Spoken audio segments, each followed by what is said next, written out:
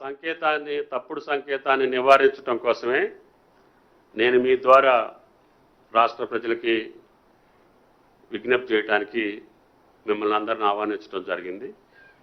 కాబట్టి ఎంపీ గారు చెప్పినటువంటి ప్రధాన అంశాలు రెండు కూడా, సబ్ కమిటీకి కాళేశ్వరం నిర్మాణానికి సంబంధం లేదు, సబ్ కమిటీ రిపోర్టుగాను కాళేశ్వరం శాంక్షన్ ఇచ్చినటువంటి తారీఖులకి సంబంధం లేదు, సబ్ కమిటీ ఇచ్చినటువంటి ఈ 4 ప్రాజెక్టుల యొక్క పునర్నిర్మాణ కార్యక్రమాలు ఏ రకంగా చేయాలనేది కూడా సబ్ కమిటీ నివేదికలో ఉంది.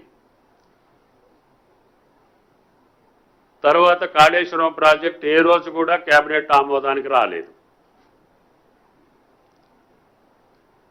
మరి ఎందుకు ఆయన ఆ భారాన్ని ఆయన భుజాల మీద ఎందుకు వేసుకుంటున్నాడు?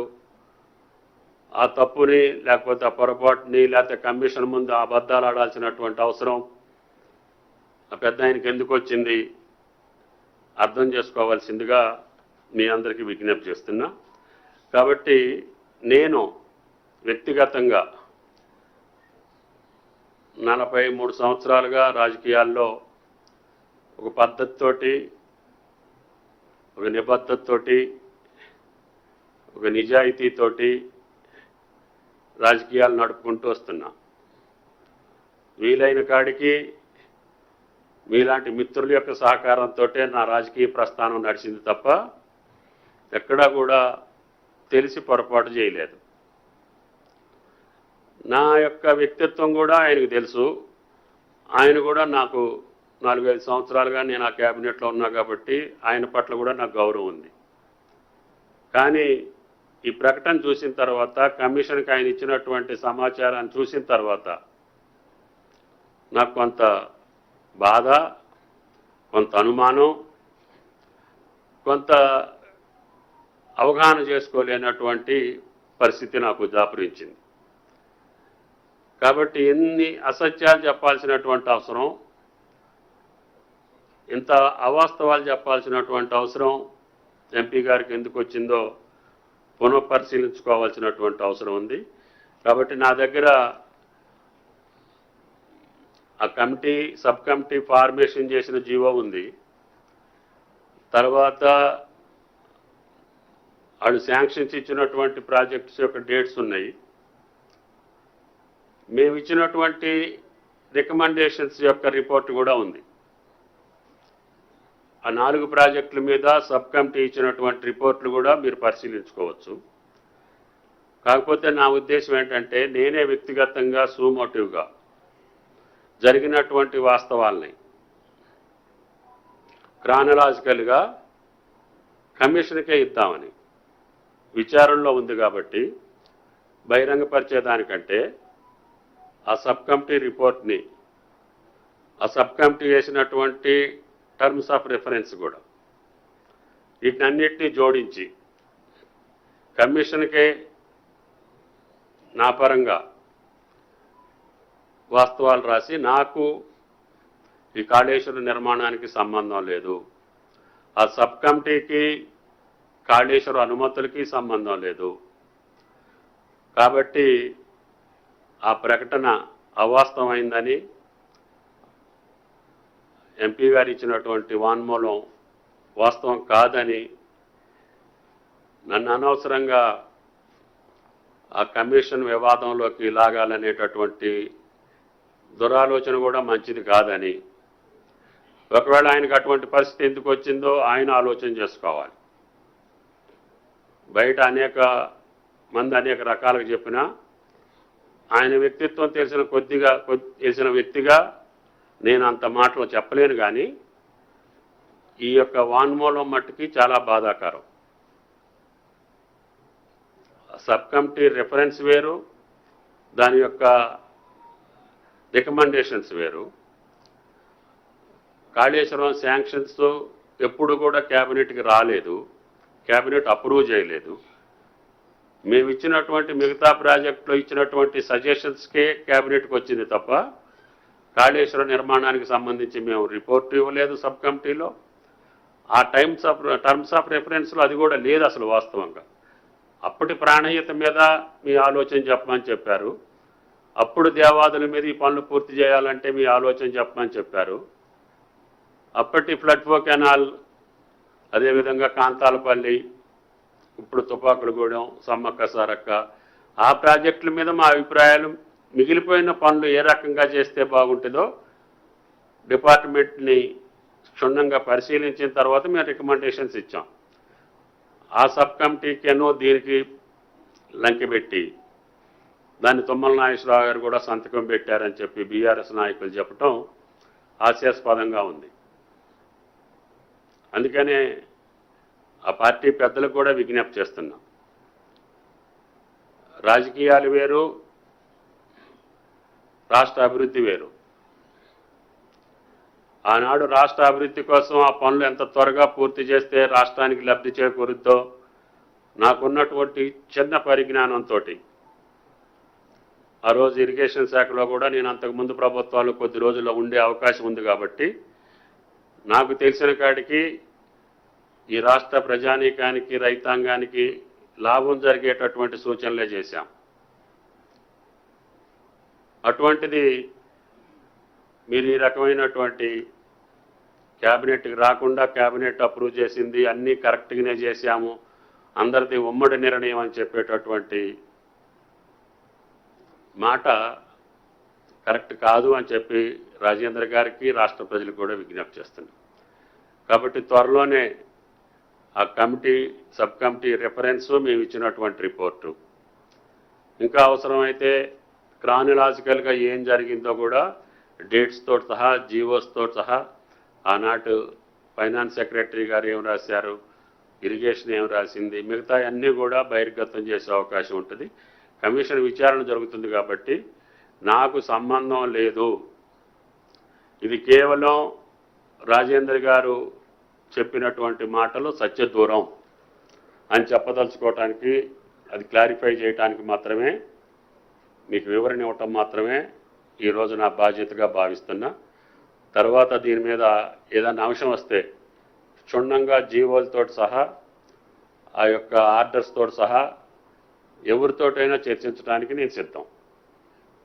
కాబట్టి దయచేసి పొంతం లేని ప్రకటనలు ఇచ్చి ఇంకా ప్రజలను మభ్యపెట్టో, ఇంకా రైతాంగానికి నష్టం చేసే కార్యక్రమాలను కొనసాగిస్తున్నాం. కేవలం సంవత్సరంన్నర కాలంలో వచ్చినటువంటి కాంగ్రెస్ పార్టీనో ప్రభుత్వాన్నో ఏదో బురద జల్లటానికే చేస్తున్నారని, ఇవేది కూడా కాంగ్రెస్ ప్రభుత్వంలో జరిగింది కాదు. శాంక్షన్స్ మీరే ఇచ్చారు, అప్పటికి క్యాబినెట్ అప్రూవల్ లేదు, రివైజ్డ్ మీరే చేశారు, ఎస్టిమేట్స్ మీరే చేశారు, పనులు మీరే చేశారు. ఆ పథకం కూడా నిరుపయోగం అని చెప్పి ఎన్డీఎస్ఏ ఆ ప్రభుత్వ కాలంలోనే చెప్పింది. లాస్ట్ 5 years టర్మ్లో కూడా నేను లేను. ఇవన్నీ జరిగినటువంటి నిత్య సత్యాలను కూడా ఇంకా ప్రజలను మభ్యపెట్టాలని చూస్తే ఎవరికైనా సాధ్యం కాదు. వాస్తవాలు కమిషన్ నిర్ధారణ చేస్తుంది. కమిషన్ రిపోర్ట్ ప్రకారంగా ఆయా సంస్థలు చర్యలు తీసుకుంటాయి తప్ప ఇటువంటి తప్పుడు ప్రకటనలతోటి మీరు ఇంకా ఎక్కువ రోజులు మభ్యపెట్టలేరని చెప్పి విజ్ఞప్తి చేస్తాను.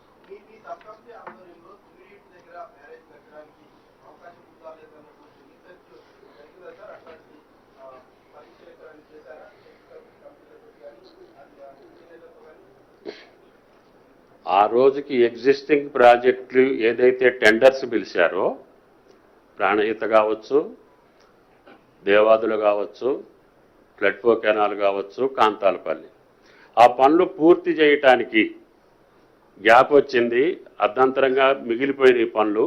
ఆ పనులు పూర్తి చేయాలంటే ఆ కాంట్రాక్టర్లకే ఇవ్వాలా, లేదు ఎస్టిమేట్స్ బూస్ట్ చేసి ఎక్కువ చేసుకున్నారు అనుకుంటే మళ్ళీ స్విచ్ ఛాలెంజ్ ద్వారా కానీ, రీటెండర్ తోట కానీ రివైజ్ చేసి అయినా సరే కొత్త టెండర్లు పిలవాలా. ఆ పనులు పూర్తి చేయడానికి మీ సబ్ కమిటీ యొక్క సూచనలు చేయమని చెప్పి మాత్రమే ఆ సబ్ కమిటీ యొక్క సారాంశం. దానికి సంబంధించి ప్యాకేజ్ వైజ్గా ఎగ్జిస్టింగ్ కాంట్రాక్టర్ అదే రేట్లకు చేస్తాను అని అంటేనేమో చేయమని చెప్పుకోండి. అతను కాదు మాకు రేట్లు ఎన్హాన్స్ అయినాయి కాబట్టి మాకు చెయ్యలేము అని అనుకుంటే ప్రజెంట్ ఎస్ఎస్ఆర్ తోటి మళ్ళీ టెండర్లు పిలవమని చెప్పాము. లేదు అబ్నార్మల్ చేంజెస్ ఉన్నాయి, లేకపోతే ఆ కార్యక్రమాన్ని వర్క్ని డివైడ్ చేసేదానికి అవకాశం లేదు అనుకుంటే దాన్ని ఏం చేయాలి? ఇటువంటివన్నీ కూడా టెక్నికల్గా పర్సూ చేసి మాత్రమే ప్రజలకు నష్టం లేకుండా, రాష్ట్రానికి నష్టం లేకుండా త్వరగా పూర్తి చేయమని చెప్పే రికమెండేషన్స్ ఉన్నాయి. ఆ రికమెండేషన్స్ను కూడా నేను రేపు కమిషన్కి పంపిస్తాను.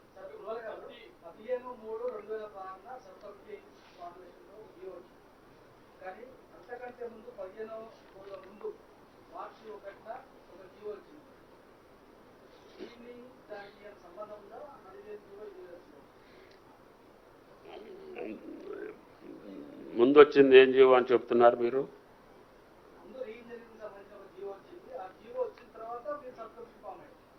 లేదు, ముందు మేడిగడ్డ శాంక్షన్ జీవో వచ్చింది, తర్వాత సబ్ కమిటీ రీఇంజనీరింగ్కి సంబంధించినటువంటి జీవో 15 రోజుల తర్వాత వచ్చింది.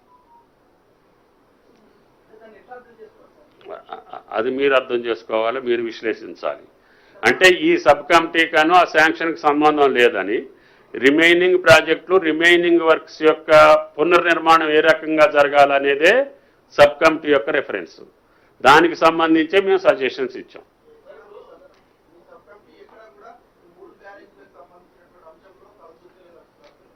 లేదు, అసలు ఆ టర్మ్స్ ఆఫ్ రెఫరెన్సే లేదు. ఎగ్జిస్టింగ్ ప్రాజెక్ట్స్ యొక్క స్థితిగతుల మీదనే.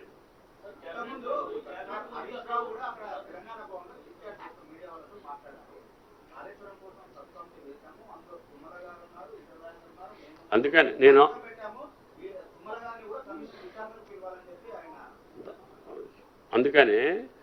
ఆయన గారు ఇంకా అసత్యాలు మాట్లాడటానికి ప్రయత్నం చేస్తే ఇంకా అబద్ధాలు హరీష్ అవుతాడు. నేను అందుకని మీకు చెప్పేది, నాకు అబద్ధం ఆడాల్సిన అవసరం లేదు. నాకు ఆ 4 ప్రాజెక్టుల యొక్క స్థితిగతులను మనం త్వరగా పూర్తి చేసుకోవాలి అని అంటే ఆ ఇంజనీరింగ్ వర్క్స్ ఏ రకంగా ముందుకు తీసుకెళ్లాలో మీ సలహాలు, సంప్రదింపులు డిపార్ట్మెంట్ని పరిశీలించి ఇమ్మన్నారు, ఇచ్చాము. ఇచ్చిన రిపోర్ట్ కూడా నా దగ్గర ఉంది. అందుట్లో బ్యారేజీలకు సంబంధించి, వేరే రకానికి సంబంధించి, కాళేశ్వరానికి సంబంధించి ఉంటే అది వేరే. రాలేదు.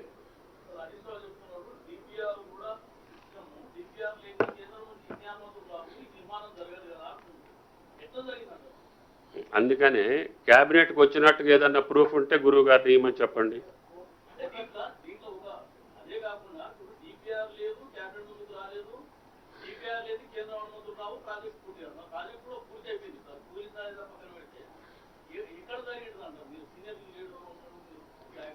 నేను ఆ ప్రాజెక్ట్ అంశాల్లోకి వెళ్తేనేమో ఇంకా వేరే రకంగా వెళ్ళాలి. నేను ఈ సబ్ కమిటీకి సంబంధించి రాజేందర్ గారి యొక్క ప్రకటనకు సంబంధించి మాత్రమే నేను క్లారిఫై చేయదలుచుకున్నా. ఎందుకంటే కమిషన్ విచారణలో ఉంది కాబట్టి, కమిషన్ యొక్క విచారణలో ఉండగా నేను దాని మీద వేరే రకమైన ప్రకటన చేస్తే అది మంచిది కాదనేది నా పర్సనల్ ఉద్దేశం. నేను లెటర్ జరిగిన వాస్తవాన్ని కమిషన్కి సుమోటివ్గా నేనే లెటర్ రాస్తా జీవోలతోటి. సబ్ కమిటీకి కాళేశ్వరానికి సంబంధం లేదు, కాళేశ్వరం క్యాబినెట్కి రాలేదు. ఈ 2 అంశాలు రాజేంద్ర గారు తప్పు చెప్పారు కాబట్టి అది వాస్తవం కాదు, ఆ పెద్ద ఆయనకి తగదు అని చెప్తున్నా. యా,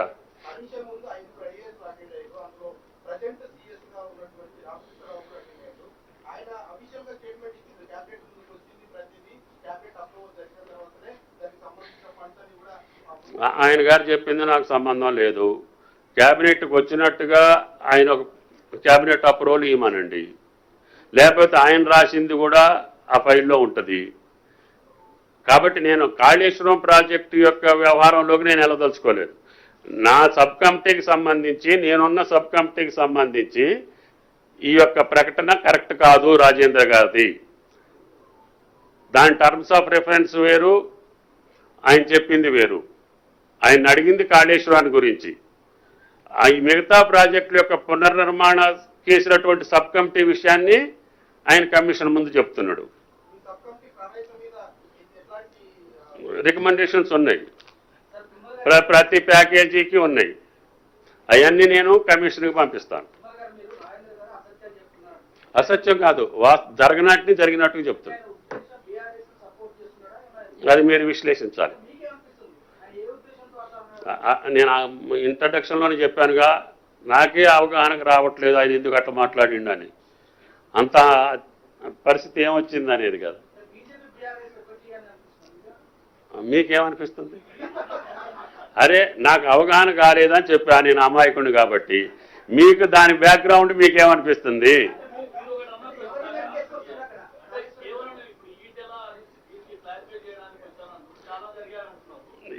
అట్లా కాదు. కాళేశ్వరం ప్రాజెక్టుకి సంబంధించి వెళ్తే క్రానలాజికల్ అది వేరే సబ్జెక్టు, అది కమిషన్ పరిధిలో ఉంది.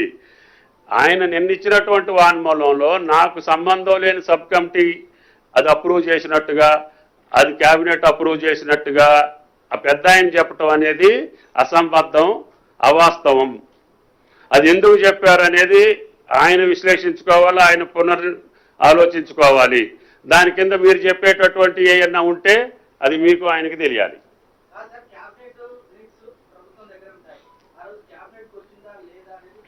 అది వచ్చింది చూపించమంటున్నా కదా, నేను చూపించగలుగుతా. డైరెక్ట్గా ఎగ్జిక్యూటివ్ ఆర్డర్ తోటి అది ఎగ్జిక్యూట్ అయ్యింది. ఓన్లీ రివైజ్డ్ ఎస్టిమేట్స్ మాత్రం క్యాబినెట్కి వచ్చినాయి 3 సంవత్సరాల తర్వాత. చేసేది ప్రెస్ మీట్లో చెయ్యం, బహిరంగంగా చెయ్యం. మాకు కూడా మీకు మధ్య కొంత నియమావళి ఉంటుంది కదా. ఇదే లేదు, రాలేదు. ఉంది, మా రికమెండేషన్స్ ఉన్నాయి, రేపు కమిషన్కి పంపిస్తా. ఆయన ఇంటెన్షన్ నన్ను అడగలేదు. ఆయన అంత కాడికి వెళ్ళి ఎందుకు చెప్పాడు అనేదే ఇప్పుడు అసందిగ్ధం కదా. అందుకనే అంత గౌరవప్రదంగా ఉండే వ్యక్తి కూడా ఆ రకంగా ఎందుకు చెప్పాడు అనేది మీకు నాకు అర్థం కాని సమస్య. మీలో కొంతమందికి తెలిసి ఉంటే నాకు తర్వాత చెప్పండి. ప్రాణహిత ప్యాకేజీలకు సంబంధించి ఉంది. ఆ ప్రాజెక్టులలో ప్రాణహితం ఉంది, దేవాదుల ఉంది, కాంతాలపల్లి ఉంది, ఫ్లడ్ ఫో కెనాల్ ఉంది. ఆ 4 మీద ప్యాకేజీల వారిగా ఇది ఎట్లా చేస్తే మంచిది, ఇది ఎట్లా చేస్తే మంచిది, ఇది ఎట్లా చేస్తే మంచిది అని మాత్రమే మేము ఇచ్చాం.